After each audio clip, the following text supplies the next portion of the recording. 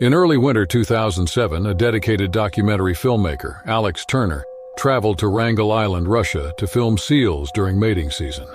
Despite the harsh, icy landscape, Alex was undeterred. Alex set out from base camp on a crisp morning with high-end camera gear and survival equipment. He trekked across the snowy terrain to the seal colony, watching in awe as seals lounged and engaged in territorial displays. Alex began filming, moving carefully to avoid disturbing the animals. His camera captured intricate behaviors, from playful interactions to fierce battles for dominance. Absorbed in his work, he edged closer for the perfect shot. Suddenly, the dominant male seal noticed Alex. It loudly bellowed, and Alex realized he had ventured too close. As he tried to back away, the seal charged, its massive body moving with surprising speed across the ice. Alex's heart pounded as he tried to defend himself with his camera equipment, using his tripod as a barrier. The seal lunged, its mighty jaws snapping inches from his leg. Alex stumbled backward, falling onto the ice as the seal's aggression intensified. Desperate, Alex grabbed his survival knife and managed to fend off the seal with a few blows, enough to deter it momentarily. Seizing the opportunity, he scrambled to his feet and retreated, his leg throbbing with pain where the seal had grazed him. As he limped away, Alex knew he had to return to base camp quickly. The extreme cold had taken its toll, and his injury had made movement difficult. He glanced back to see the seal watching him, its territory defended.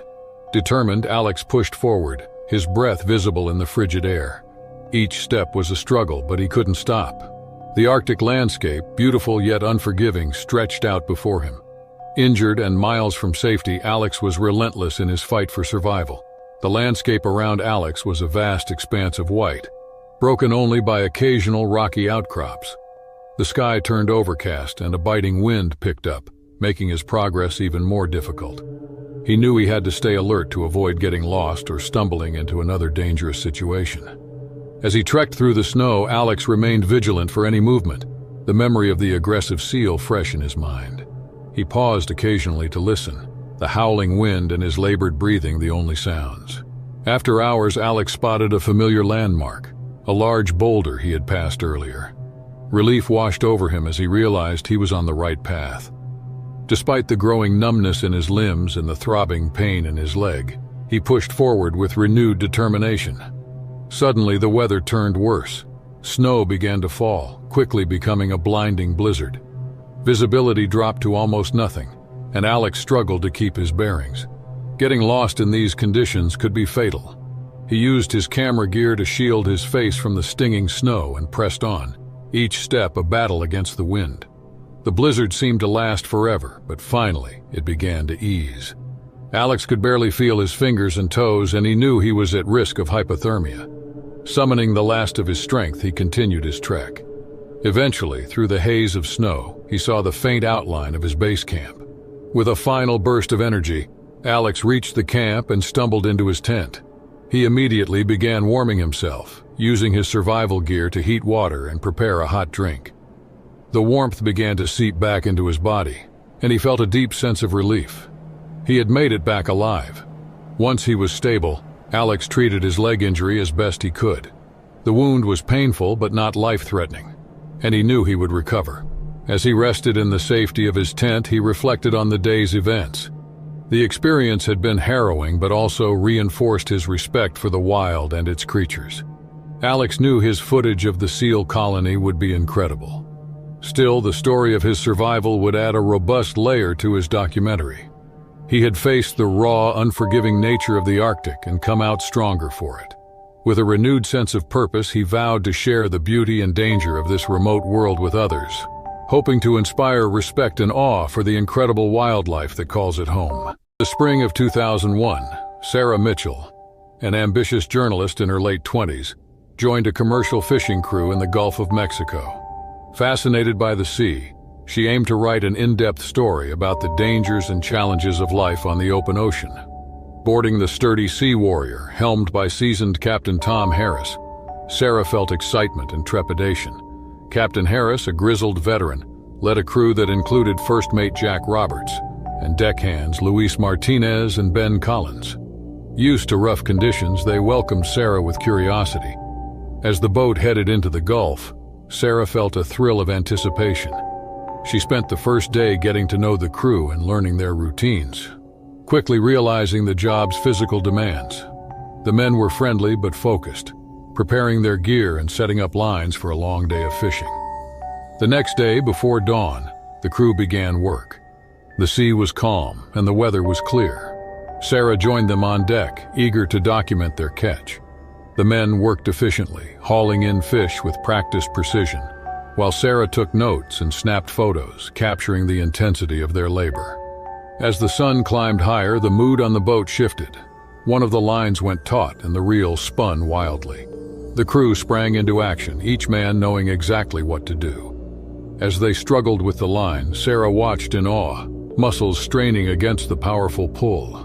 After what felt like an eternity, a massive swordfish broke the surface, its long, sharp bill glinting in the sunlight. The crew cheered, but their excitement quickly turned to concern as the swordfish thrashed violently, spraying water over the deck and rocking the boat dangerously. Captain Harris barked orders as the crew fought to control the situation. The swordfish's thrashing intensified, its sharp bill striking the boat with alarming force. Sarah saw the men's worry as they tried to avoid the deadly strikes. The ship creaked under the assault, highlighting their precarious situation. The fish's attacks continued, and the crew struggled to keep their balance on the slippery deck. Luis grabbed a harpoon, ready to defend. Jack and Ben worked to secure the line, but the swordfish's thrashing made it nearly impossible. Heart-pounding, Sarah documented the chaos while trying to stay out of the way. Suddenly, the swordfish lunged again, its bill piercing the hull. Water gushed into the ship, and Captain Harris's face turned grim. The crew sprang into action, trying to plug the hole with rags and gear, but the water kept pouring in. Desperation grew as the swordfish continued thrashing, posing a deadly threat. Sarah knew she had to help. She grabbed a bucket and joined the crew in bailing out the water. Despite their efforts, worry remained etched on their faces. Captain Harris knew they had to act fast. He barked orders, directing the crew to secure the swordfish and stop the water. The tension was palpable as the men worked together, their survival instincts kicking in. Sarah could see the determination in their eyes, and she felt a surge of respect for these men who braved the sea's dangers daily.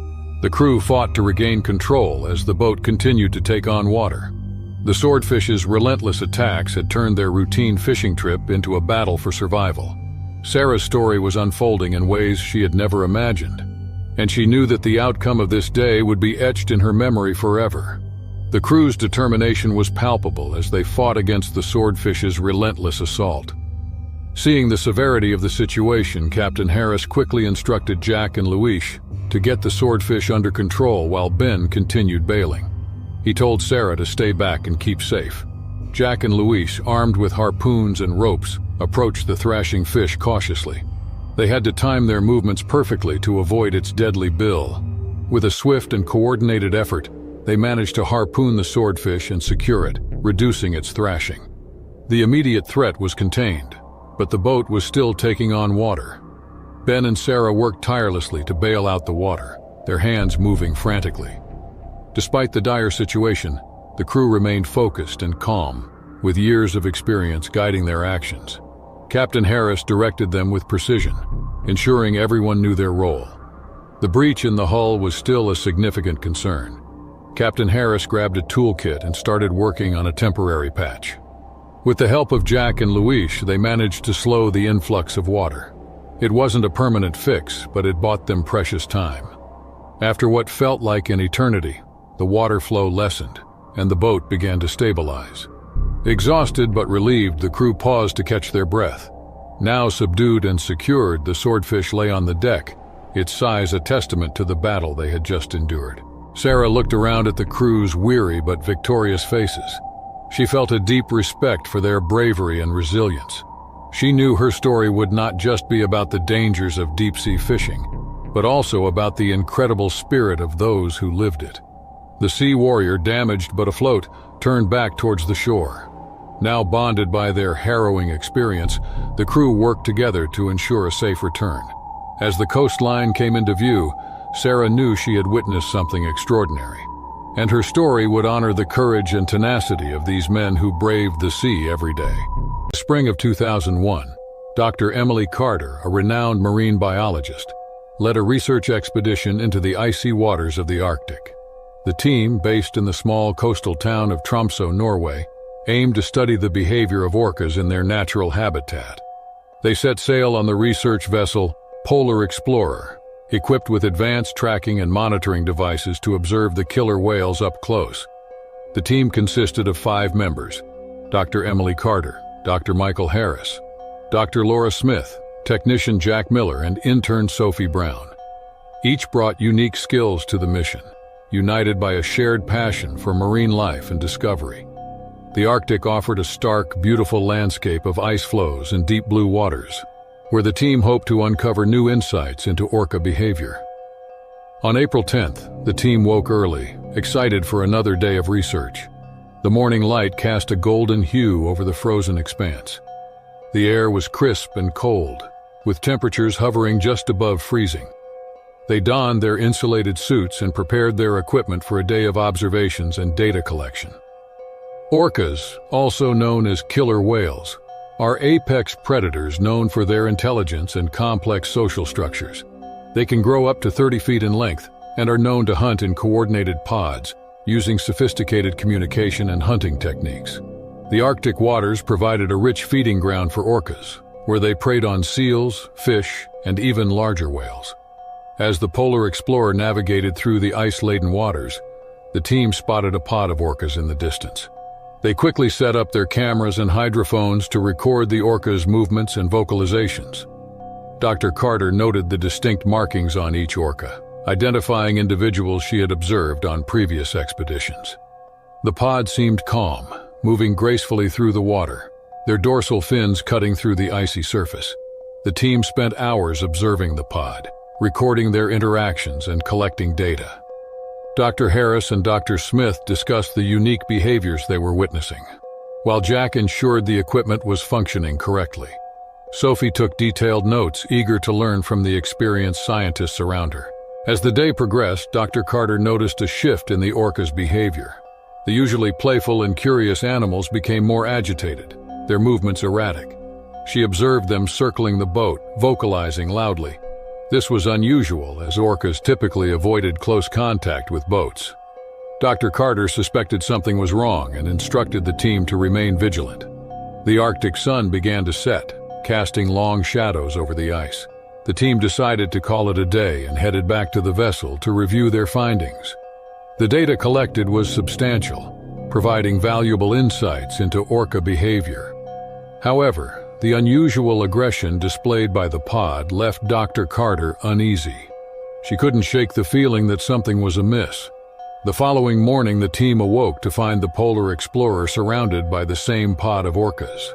Their behavior was even more aggressive than the day before. The orcas circled the vessel, ramming it with their powerful bodies. The impact shook the boat, causing the team to scramble to secure their equipment and stabilize the vessel. Dr. Carter tried to understand the reason behind the orcas' aggression. She reviewed the data from the previous day, looking for any clues.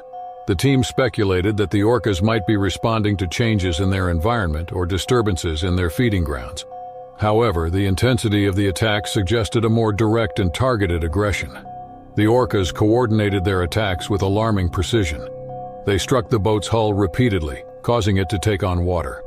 Jack and Sophie worked frantically to patch the breaches, while Dr. Harris and Dr. Smith tried to keep the equipment safe. The situation grew dire as the orcas showed no signs of relenting. Dr. Carter radioed for help, but the remote location meant that assistance was hours away. The team was on their own, facing the relentless assault of the orcas. The boat's engines roared as they tried to maneuver away from the pod, but the orcas pursued them with determination. Each hit from the orcas sent a jolt through the vessel, a reminder of the sheer power of these marine predators. In a particularly violent strike, the orcas breached the hull near the engine room. Water poured in, flooding the lower decks. The team had no choice but to abandon the engine room and retreat to the upper decks. Dr. Carter instructed everyone to grab emergency supplies and prepare the lifeboats. As they worked to deploy the lifeboats, The orcas began to target the smaller crafts, biting and shaking them. One lifeboat was ripped apart before it could even be launched. The team's options were dwindling and panic set in. They had to find a way to escape the orcas' relentless attacks. In a desperate bid for survival, Dr. Carter devised a plan to use the boat's emergency flare guns to deter the orcas. She hoped the bright lights and loud noises would scare them off long enough for the team to launch a lifeboat and escape.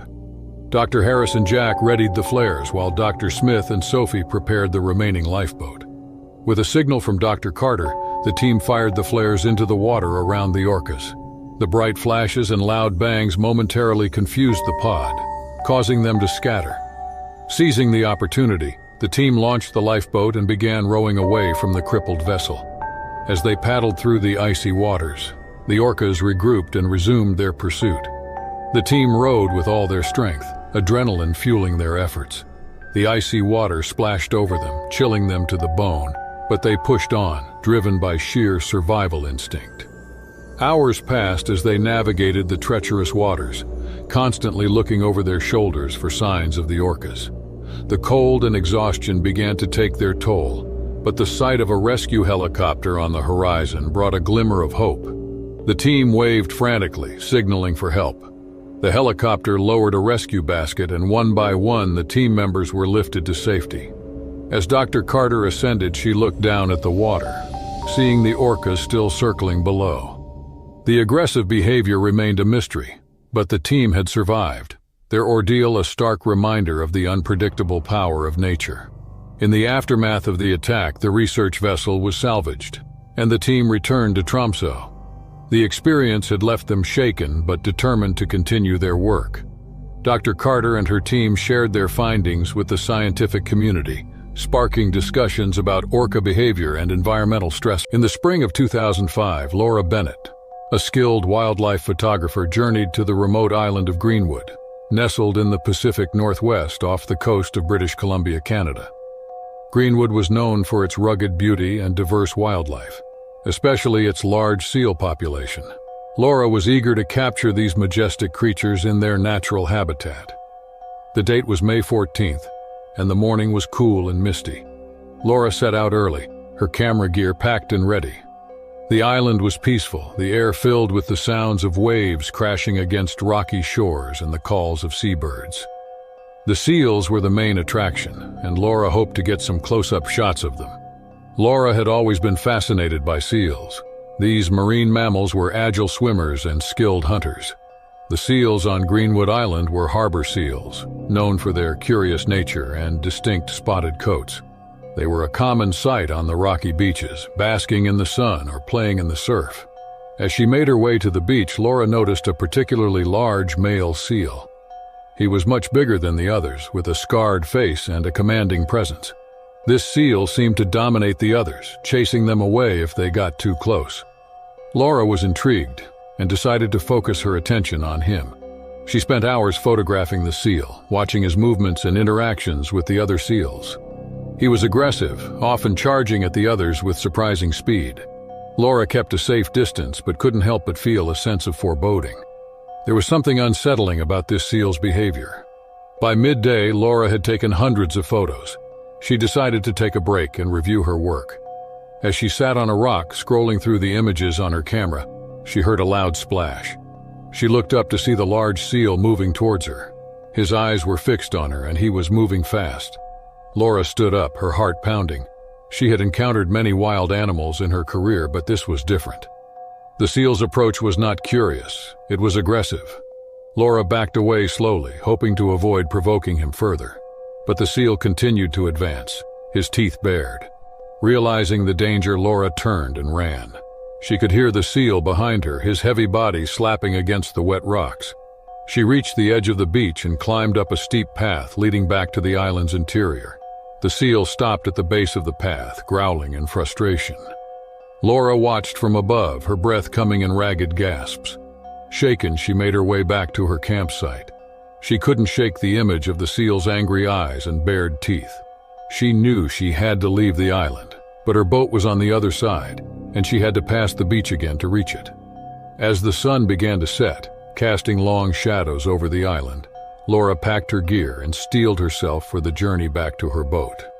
She hoped the seal would have returned to the water by now, but as she approached the beach, she saw him again lurking near the shore.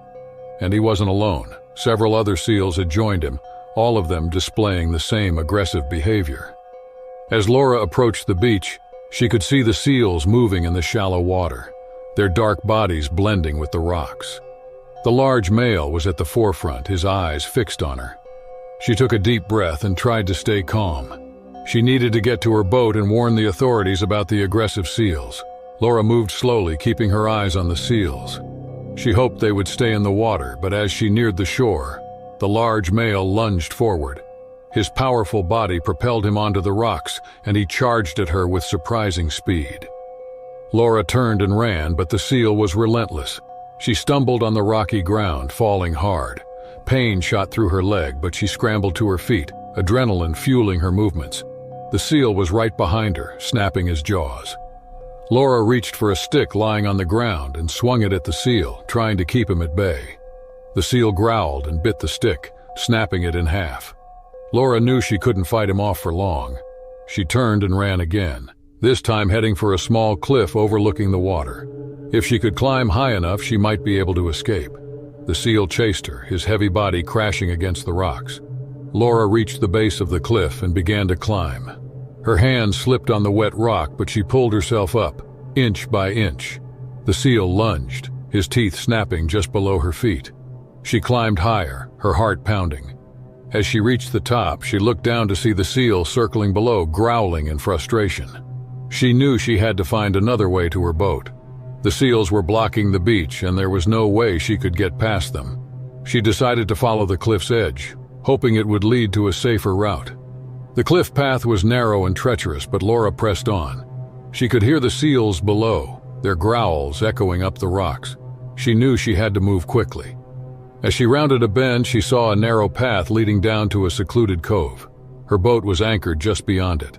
Laura descended the path, her legs shaking with fear and exhaustion. She reached the cove and waded into the water, keeping an eye out for any seals. The water was cold, but she pushed forward, determined to reach her boat. She climbed aboard and started the engine, her hands trembling. As she steered the boat away from the island, she looked back to see the seals on the shore, watching her with dark, angry eyes. She knew she had to warn the local community about the aggressive seals. She radioed the Coast Guard, reporting the attacks and the unusual behavior of the seals. The authorities took her report seriously. They dispatched a team to investigate and monitor the seal population. Laura's photos and first-hand account provided valuable evidence. The local community was warned to stay away from the beaches until the situation was resolved. In the days that followed, marine biologists studied the seals, trying to understand the cause of their aggression. They discovered that the seals had been stressed by a lack of food and increased human activity in the area. The large male had become particularly aggressive, likely due to competition for scarce resources. Laura's encounter with the seals had been a terrifying reminder of the unpredictability of wildlife. She continued her work as a photographer, but with a renewed respect for the animals she documented. In the summer of 2009, a luxury yacht named Ocean Serenity set sail from Cairns, Australia, on an exclusive cruise through the Coral Sea. The yacht carried a group of wealthy tourists eager to explore the pristine waters and vibrant marine life of this renowned region. Among them were Michael Williams, an adventurous businessman, his wife Susan, their teenage son Jake, and an elderly couple, Robert and Mary Thompson, celebrating their golden anniversary. The Coral Sea is home to diverse marine life, including the highly venomous sea snake. These snakes are usually shy and avoid human contact, but their bites can be fatal if not treated promptly. The passengers on Ocean Serenity were unaware of the lurking danger beneath the waves. On the morning of November 10th, the sun rose over a calm sea. The passengers enjoyed a day of snorkeling, swimming, and sunbathing. Michael and Jake spent hours exploring the vibrant coral reefs, marveling at the colorful fish and intricate coral formations. Susan relaxed on the deck with a book, while Robert and Mary reminisced about their adventures over the years. As the sun began to set, casting a warm glow over the water, the crew prepared a lavish dinner on the deck. The mood was festive, with laughter and music filling the air.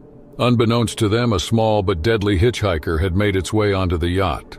A highly venomous sea snake, accidentally brought aboard with the snorkeling gear. After dinner, the passengers retired to their cabins. Michael and Susan were looking forward to another day of adventure. Jake, excited from the day's activities, stayed up late, sketching the underwater scenes he had witnessed.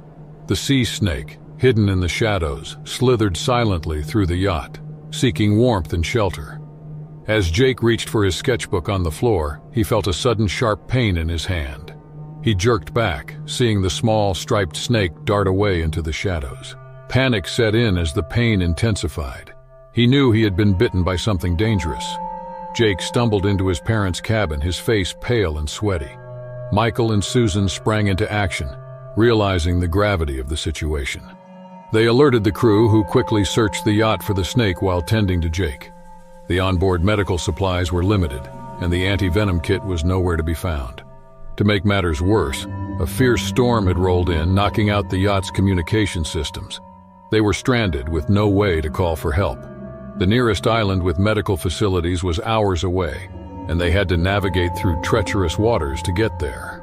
As the storm raged, the crew worked tirelessly to stabilize Jake. His hand had swollen and the venom was spreading. He felt dizzy and weak, his vision blurring. Michael and Susan stayed by his side, their fear and helplessness growing. The yacht's captain, James Harris, knew they had to reach the nearest island, Lizard Island, as quickly as possible.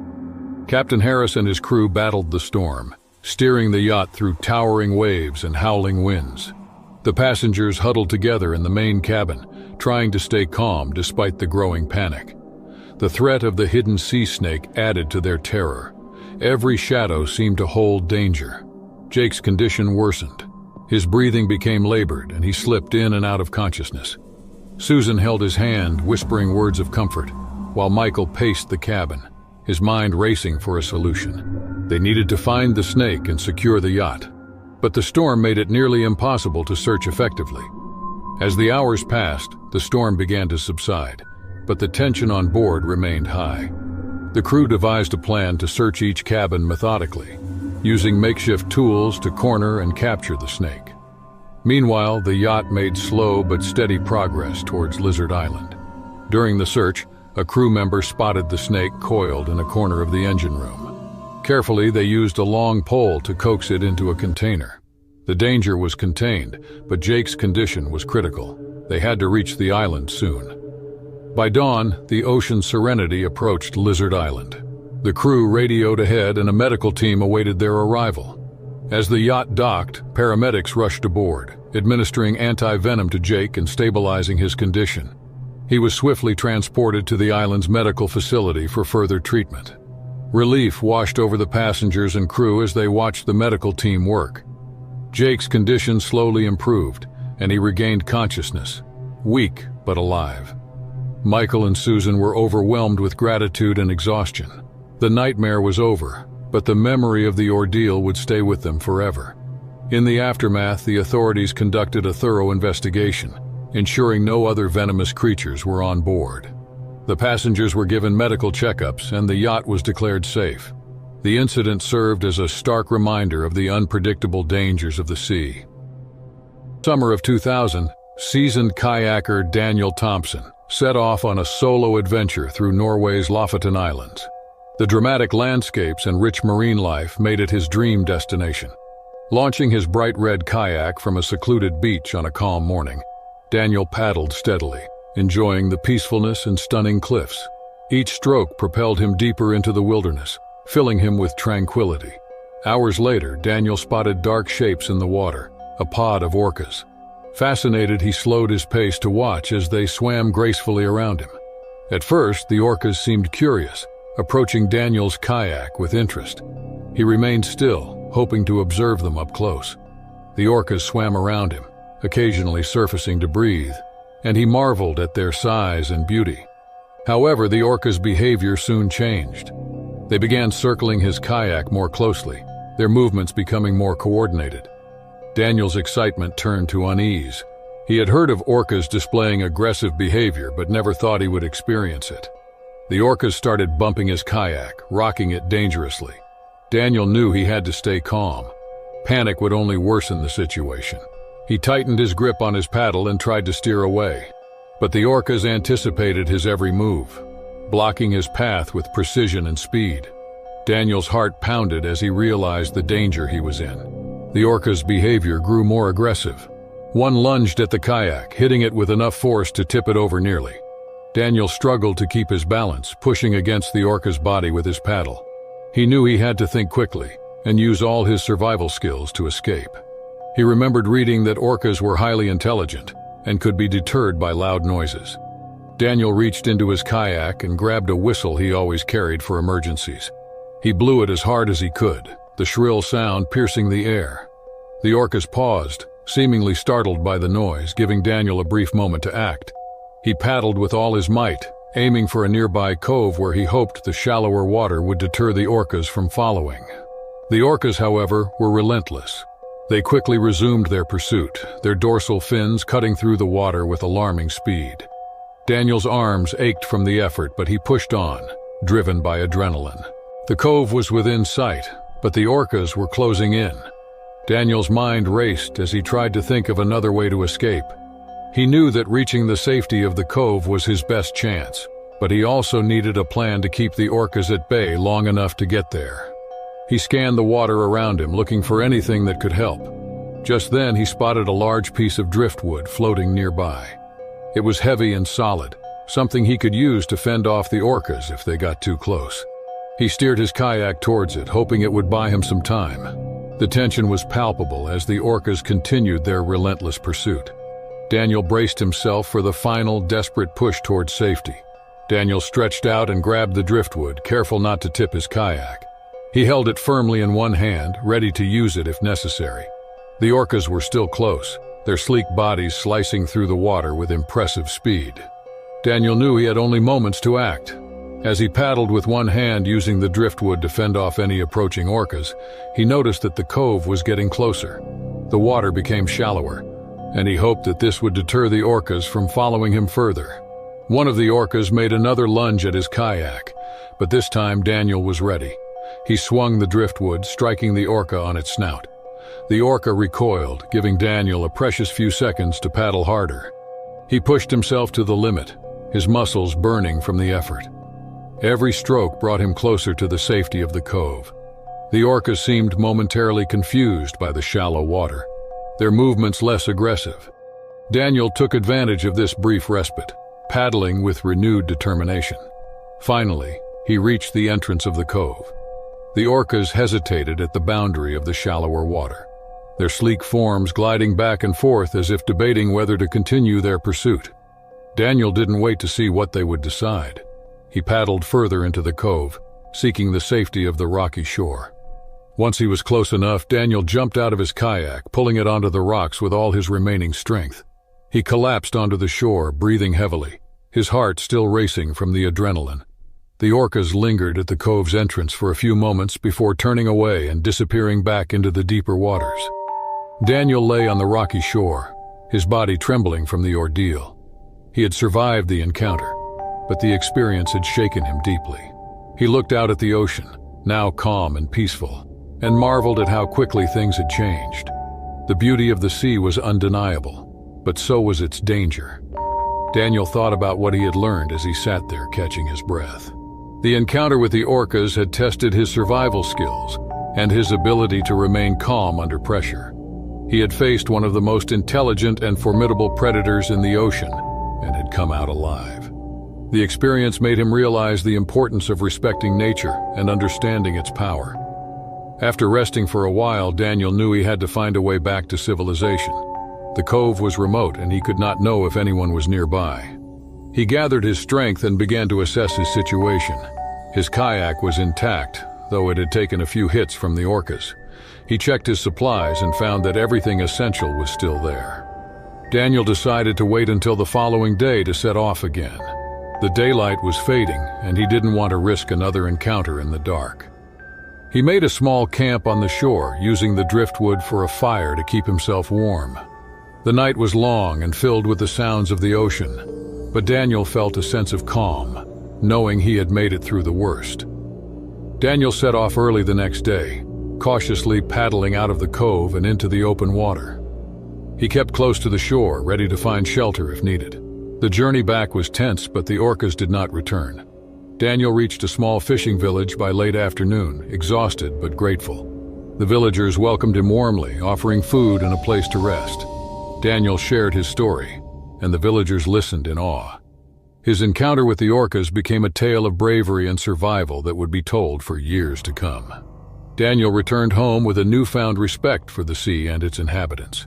The experience had changed him, making him more aware of the delicate balance between humans and nature. He continued his kayaking adventures with a deeper understanding and appreciation for the wild places he explored.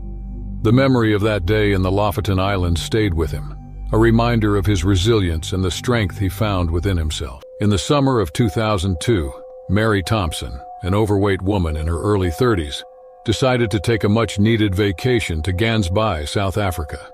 Known for its beautiful beaches and vibrant marine life, Gansbaai seemed the perfect place to relax and try something new. Mary had always feared the ocean but wanted to face her fears. She had heard about the stunning underwater world and decided that this was the time to try snorkeling for the first time. Mary arrived at the beach in perfect weather.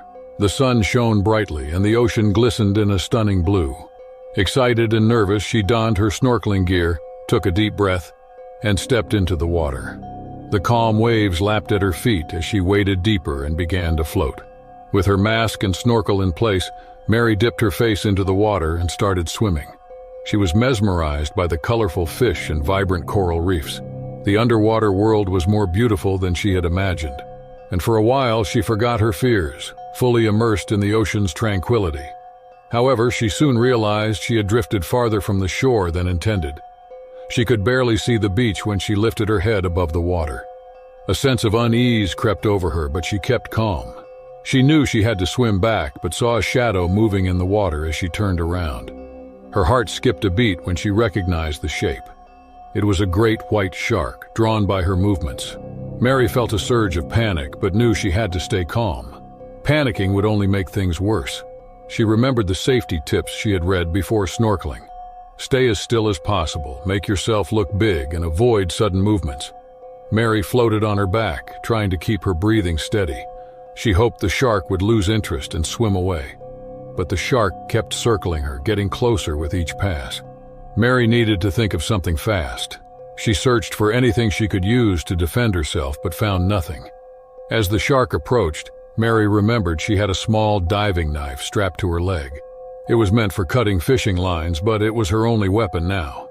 She slowly reached down, careful not to make sudden movements, and grabbed the knife. She held it tightly, ready to use it if the shark attacked. The shark's dark eyes stared at her as it circled. Mary felt a surge of fear and a strange sense of determination. She wasn't going to give up without a fight.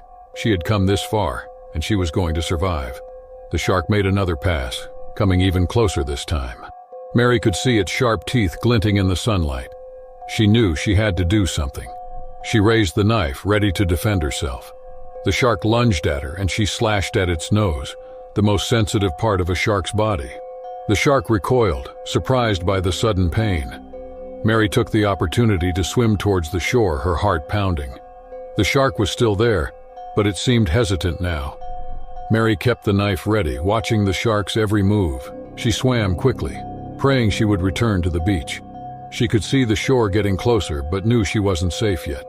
The shark approached, and Mary prepared to defend herself again. As she swam, Mary thought about her family and friends. She didn't want to give up. She wanted to see them again. This thought gave her strength, and she pushed herself even harder. The shore was within reach, but the shark was still close. Mary knew she had to keep fighting and swimming and never give up. Mary could feel the burning in her muscles as she swam, but she couldn't afford to slow down. The shore was so close now, just a few more strokes. She glanced back and saw the great white shark still circling, though it seemed less aggressive after the encounter with her knife. She pushed forward with every ounce of strength, her breath in ragged gasps. The knife was still clutched tightly in her hand, ready for another attack if necessary. Swimming, she focused on the sandy beach that seemed to inch closer with each stroke. She could make out the figures of people moving along the shore, blissfully unaware of the danger she was in. Just as she felt on the verge of collapse from exhaustion, her feet finally touched the sandy bottom.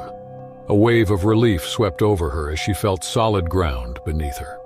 She quickly waded through the shallows, glancing back one last time to see the shark lingering near the edge of the drop-off, seemingly reluctant to approach the shore. Mary stumbled onto the beach, collapsing onto the warm sand.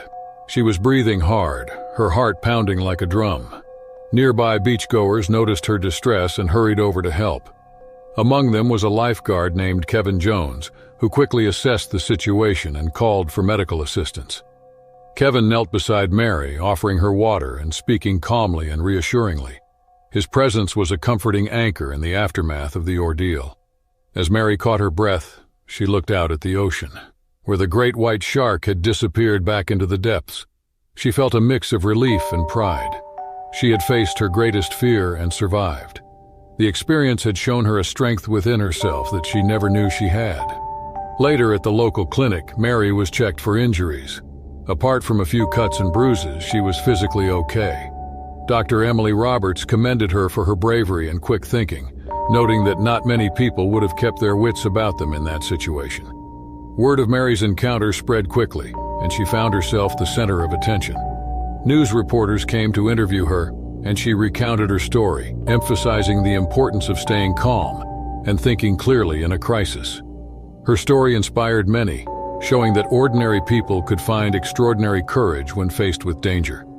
Mary stayed in Gansby for a few more days, reflecting on the experience. She took long walks on the beach, appreciating the beauty of the ocean with a newfound respect. She even met with a local marine biologist, Dr. Samuel Patel, who educated her about sharks and their behavior. Understanding these magnificent creatures helped Mary see them in a new light, reducing her fear and replacing it with respect. When she finally returned home, Mary felt different. The experience had changed her.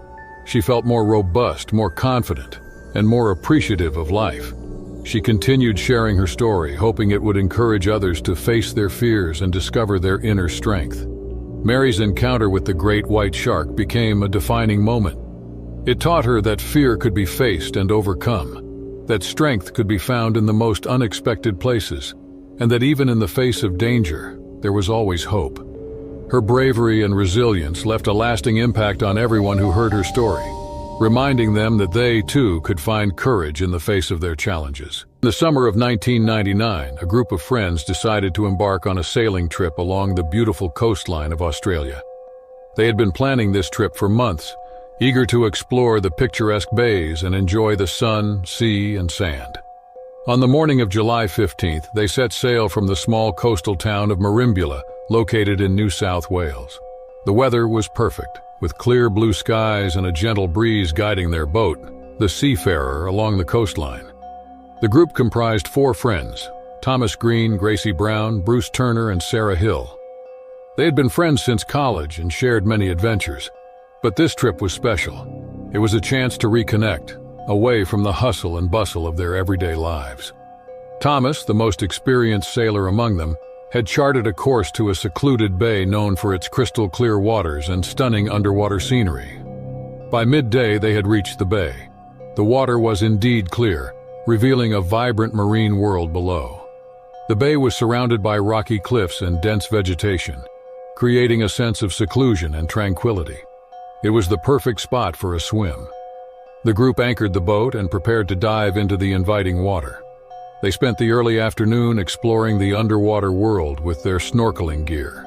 The bay was teeming with colorful fish, sea turtles, and coral reefs. Gracie, a marine biology enthusiast, marveled at the diversity of life beneath the surface. She pointed out various species to her friends, excitedly sharing her knowledge. Bruce, an avid photographer, captured the beauty of the underwater landscape with his waterproof camera, eager to document every moment of their adventure. Little did they know, the bay was home to a rogue great white shark. This shark, unlike others of its kind, had developed a taste for human flesh and had been terrorizing the area for weeks. Great white sharks are apex predators known for their powerful build and razor-sharp teeth. They can grow up to 20 feet in length and are capable of detecting prey from great distances, thanks to their keen sense of smell and ability to detect electrical signals. As the friends swam and laughed, enjoying their time in the water, the shark lurked below, unseen and undetected. The bay, which seemed like paradise, was about to become a nightmare. As the afternoon wore on, Thomas suggested they explore a nearby cave accessible only by swimming. The group agreed, excited by the prospect of a new adventure. They swam towards the cave, the water growing colder and darker as they approached. The entrance to the cave was narrow, and they had to swim single file to get inside. Once they were through, they found themselves in a spacious chamber with air pockets and rocky ledges. The friends took turns diving underwater to explore the cave's hidden depths. They found small fish darting in and out of crevices and strange luminescent algae glowing in the dark. The thrill of discovery kept their spirits high, unaware of the danger lurking outside. As the afternoon sun began to lower, casting a golden glow over the bay, the friends decided to take one last swim before heading back to the boat. Thomas and Bruce swam farther out, while Gracie and Sarah stayed closer to the shore. The water was calm, and there was a sense of peace in the air.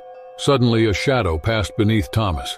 He felt a rush of water and turned to see the massive form of the great white shark approaching at incredible speed. Before he could react, the shark struck, its jaws closing around his leg with immense force. The pain was excruciating, and Thomas screamed, trying to free himself from the predator's grip. Bruce, hearing his friend's screams, turned and saw the horror unfolding. He swam towards Thomas, but the shark was relentless.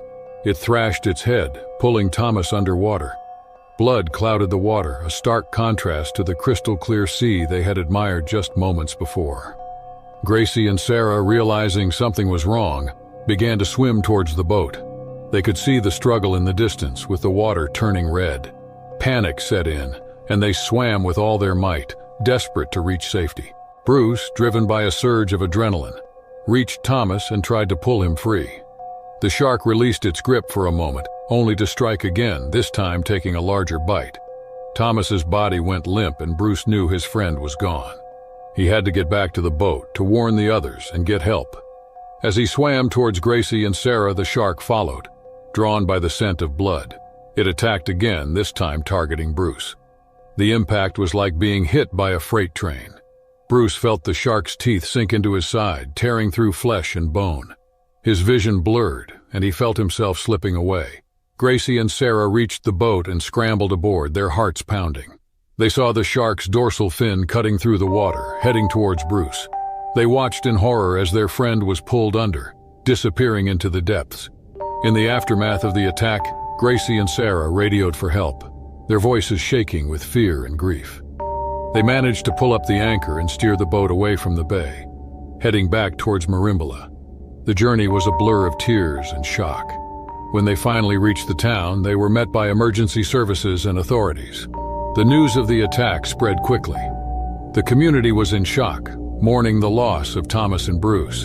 The bay was closed off, and marine biologists and authorities launched an investigation to track down the rogue shark. It was a grim reminder of the power and unpredictability of nature. Gracie and Sarah, traumatized by the events, struggled to come to terms with their loss. They found solace in each other and the support of their friends and family. The sailing trip, meant to be a joyous reunion, had turned into a nightmare, a memory forever etched in their minds. In the days following the attack, the authorities intensified their search for the rogue shark. They deployed boats equipped with tracking devices and underwater cameras, hoping to locate and neutralize the threat. Marine biologists studied the patterns of the shark, trying to understand its behavior and why it had become so aggressive. The waters of the secluded bay, once a symbol of beauty and peace, were now associated with fear and tragedy. The rogue great white shark, a force of nature, had left a mark on their lives that would never fade. Yet amidst the grief and loss, a renewed commitment emerged to understanding and respecting the power of the ocean and its inhabitants. In the summer of 2003, Jack Miller, a renowned deep-sea fisherman, embarked on an ambitious expedition to break the world record for catching the largest swordfish ever recorded. Jack and his seasoned crew set sail from Key West, Florida, aboard the Sea Hunter, a sturdy fishing boat equipped for the challenges of deep-sea fishing. The waters off the Florida coast were known for their abundance of swordfish, powerful and swift predators of the ocean. The crew consisted of Jack Miller, his first mate Sam Thompson, navigator Lisa Brown, and deckhand Tom Harris. Each member brought years of experience and a deep love for the sea. The morning of June 12th was clear and bright, with a gentle breeze and calm seas. Spirits were high as they left the harbor, fueled by the excitement of the adventure and the potential to make history. Swordfish are known for their elongated flat bills, which they use to slash at their prey. These formidable creatures can grow up to 14 feet in length and weigh over 1,000 pounds. Their speed and agility make them a challenging catch, even for the most experienced fishermen. Jack had been fascinated by these majestic fish since childhood, and had spent years honing his skills in the hopes of one day catching a record-breaking specimen. As the sea hunter ventured into deeper waters, the crew prepared their gear, checking lines, hooks, and bait. The sun climbed higher, casting a warm glow over the endless expanse of the ocean. The hours passed with little action, but the crew remained vigilant, scanning the water for any sign of movement. By midday, they spotted a telltale splash in the distance. Jack's heart raced as he recognized the distinct fin of a swordfish cutting through the waves. The crew sprang into action, casting their lines and preparing for the battle ahead. The swordfish struck the bait and the reel sang as the line was pulled taut. Jack gripped the rod, feeling the immense power of the fish on the other end. The struggle began. The swordfish fought with incredible strength, diving deep and pulling the line out to sea. Jack and his crew worked in unison, each member playing their part to tire the fish and bring it closer to the boat. Hours passed. The sun began to set, painting the sky in hues of orange and pink. The swordfish was relentless, refusing to give up. As darkness fell, the crew rigged lights to the side of the boat, illuminating the water around them. The swordfish, drawn by the light, made a sudden, powerful surge towards the boat. Its sharp bill struck the hull with a force that reverberated through the sea hunter. The crew gasped as they realized the fish was not just a passive catch. It was fighting back with a vengeance. The swordfish rammed the boat again, its bill piercing the hull and causing water to gush in. Panic set in as the crew scrambled to repair the damage and keep the boat afloat. Jack knew they had to act quickly. The relentless attacks could sink them if they didn't find a way to subdue the fish. Sam and Tom grabbed the patch kit and worked frantically to seal the breach, while Lisa monitored their position, ensuring they stayed on course and away from dangerous reefs. The swordfish circled the boat, its glowing eyes reflecting the lights from above, a menacing figure in the dark water. Jack tightened his grip on the rod, determined to bring the fish in before it caused any more damage. With another powerful lunge, the swordfish struck the boat's stern, splintering wood and shaking the entire vessel. The crew was thrown off balance, and Jack felt the rod nearly ripped from his hands. He shouted for the crew to brace themselves and hold on as the swordfish continued its assault. The fish's relentless attacks left deep gashes in the hull, and water poured in faster than they could pump it out. The sea hunter was taking on water at an alarming rate, and the crew faced the grim reality that they might not make it back to shore. They had to either subdue the fish or abandon the ship. Jack made a desperate decision. He instructed Sam to bring the harpoon, a tool they had hoped not to use unless necessary. The harpoon was their last resort, a means to end the fight quickly and ensure their survival.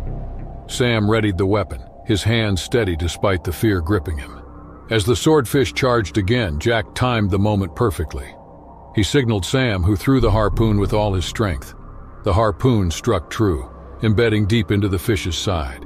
The swordfish thrashed wildly, but the fight was over. Its movement slowed and it began to drift, its strength fading. The crew quickly secured the fish and began the arduous task of bailing out water and patching the remaining holes. The damage was severe, but they managed to stabilize the boat enough to limp back towards shore. The journey was slow and fraught with tension, each member of the crew acutely aware of how close they had come to disaster. As dawn broke, the silhouette of Key West appeared on the horizon. The crew's exhaustion gave way to relief and a sense of accomplishment. They had survived the harrowing ordeal and brought in the largest swordfish any of them had ever seen.